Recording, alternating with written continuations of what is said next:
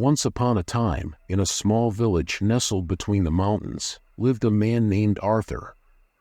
Arthur was known throughout the village for his strength and determination.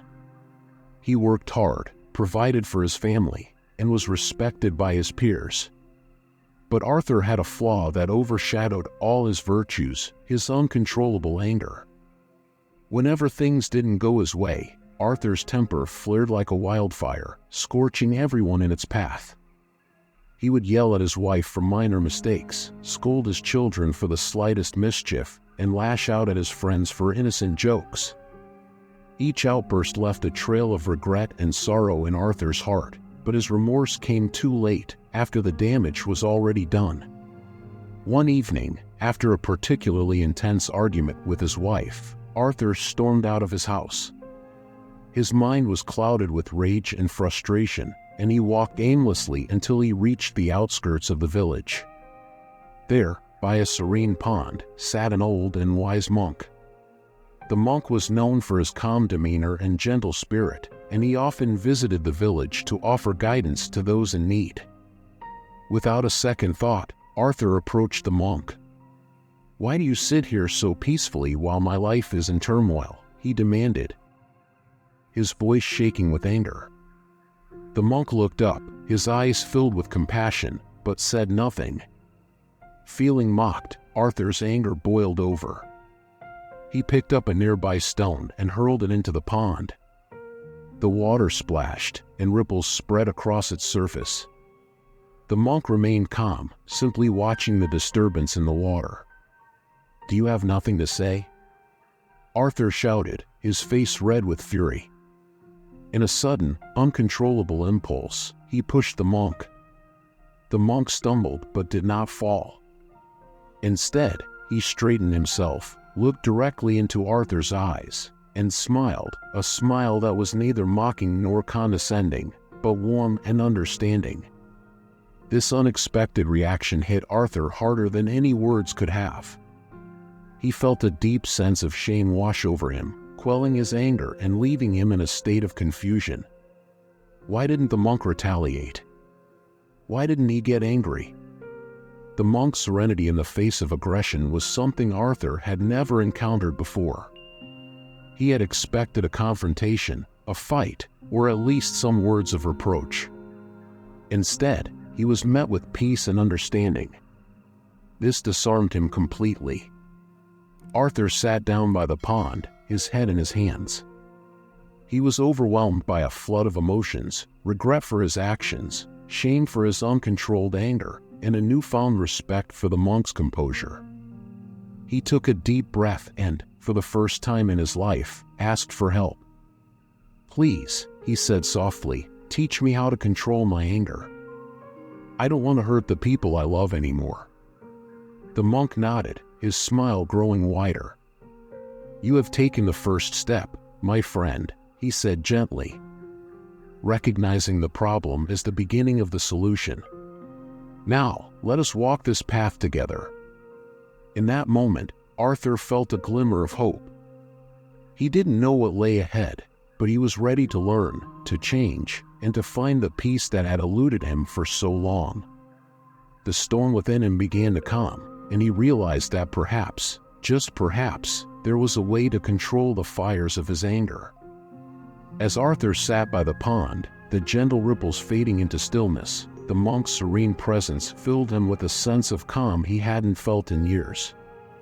The old monk placed a reassuring hand on Arthur's shoulder and spoke with a voice that seemed to carry the weight of the world's wisdom.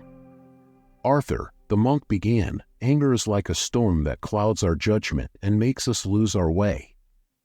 But just as the fiercest storms pass, so too can we learn to calm our tempests within. Let me share with you some ways to find peace amidst the chaos." Arthur listened intently, his heart open and eager to absorb the monk's guidance. "The first step," the monk said, "is to breathe. When you feel anger rising within you, pause and take a deep breath. Inhale slowly, hold it for a moment, and then exhale. This simple act can help you regain control over your emotions and prevent them from overwhelming you. Arthur nodded, already feeling a slight shift within himself as he practiced this breathing technique. Second, the monk continued, reflect before you react. When someone says or does something that angers you, take a moment to consider their perspective. Ask yourself why they might be behaving in such a way. Often, understanding the reasons behind others' actions can diminish your own anger. The monk's words resonated deeply with Arthur. He realized how often he had reacted impulsively without considering the feelings or circumstances of others. Third, the monk said, find healthy ways to release your anger. Physical activities like running, gardening, or even simply walking in nature can help dissipate the energy of anger. Creative outlets like drawing, writing, or playing music can also channel your emotions into something positive. Arthur thought of his own life and how he had always turned to destructive behaviors when angry. This new perspective offered him a glimmer of hope for change. Fourth, the monk advised, practice forgiveness. Holding on to grudges and past hurts only fuels the fire of anger. Forgiving others, and more importantly, forgiving yourself, can free you from the chains of resentment. It's not easy, but it is liberating. Arthur felt a knot in his chest loosen as he contemplated the power of forgiveness. He had carried so much anger and guilt for so long, and the idea of letting go was both daunting and relieving. Finally, the monk said with a gentle smile, cultivate gratitude. Focus on the positive aspects of your life, the things you are thankful for. When you shift your attention to what brings you joy and fulfillment, anger loses its grip on you. Gratitude is a powerful antidote to anger. Arthur closed his eyes, thinking of his family, his home, and the simple pleasures he had overlooked in his anger. He felt a warmth spread through him, replacing the cold bitterness that had resided in his heart for so long. The monk's wisdom was like a lantern, illuminating the path to serenity. Arthur felt a profound change within himself, a newfound determination to live a life free from the chains of anger. He thanked the monk with heartfelt sincerity and promised to apply these teachings in his daily life. Days turned into weeks, and Arthur diligently practiced the monk's advice. He breathed deeply when anger threatened to rise, reflected before reacting, found healthy outlets for his emotions, forgave those who had wronged him, and embraced gratitude.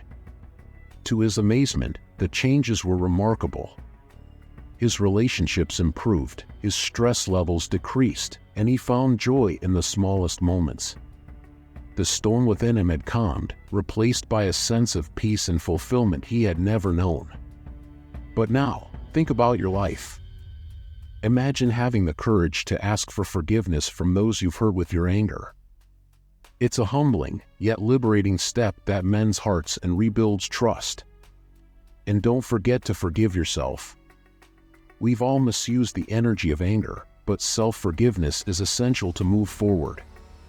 Release the guilt and embrace the possibility of change. Now, focus on gratitude. Look around you, your family, friends, the simple joys of life. These treasures anchor us in positivity and diminish the hold of anger. And finally, think about how you can redirect the energy of anger into something constructive. Channel it into your work, exercises, your creativity. Use it to build, to grow, and to create something beautiful and new. Arthur's transformation shows us that we have the power to change. By forgiving, being grateful, and using our energy wisely, we can lead more fulfilling and peaceful lives. Embrace these steps and turn your storms into strengths. You've got this. Thanks for watching, and be a better you.